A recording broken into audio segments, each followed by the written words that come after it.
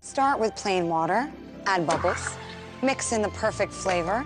Look, a soda that's better for you and all of us. Less sugar, less bottles. Et Israël trouve d'autres alliés. Comme un effet boomerang, le boycott très médiatisé qu'a subi récemment la société SodaStream et son égérie Scarlett Johansson donne l'occasion à l'artiste de ne pas céder et de mettre en lumière une situation que les militants du BDS semblent vouloir taire. SodaStream est une entreprise qui s'engage non seulement pour l'environnement, mais aussi pour la construction d'une paix entre Israël et la Palestine, avec des voisins travaillant les uns aux côtés des autres, recevant le même salaire, les mêmes avantages et les mêmes droits.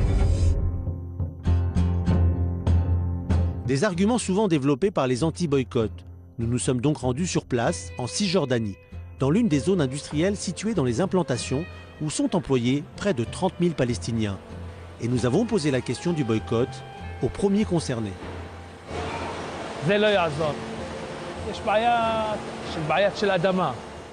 Ça n'aidera pas, c'est un problème de territoire, qu'on laisse les dirigeants le régler, Netanyahou, Mahmoud Abbas, ceux qui s'occupent de ce genre de choses. Les employés, chez nous comme chez vous, ils veulent gagner leur vie. Ils ont une famille, des dettes, beaucoup de problèmes.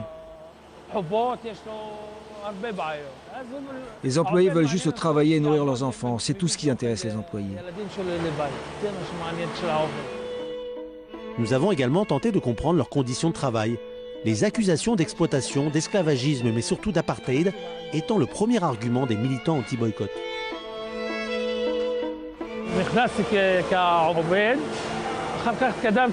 J'ai commencé ici comme simple employé, ensuite j'ai progressé et maintenant je dirige la chaîne de montage. La moitié des employés sont israéliens et l'autre moitié palestinienne. On travaille ensemble, on a aussi une cantine, on mange ensemble à la même table, des mêmes plats. Les produits sont manipulés par les Palestiniens comme par les Israéliens, il n'y a pas de problème. À l'usine, on ne pense même pas si on travaille avec des Israéliens ou des Palestiniens.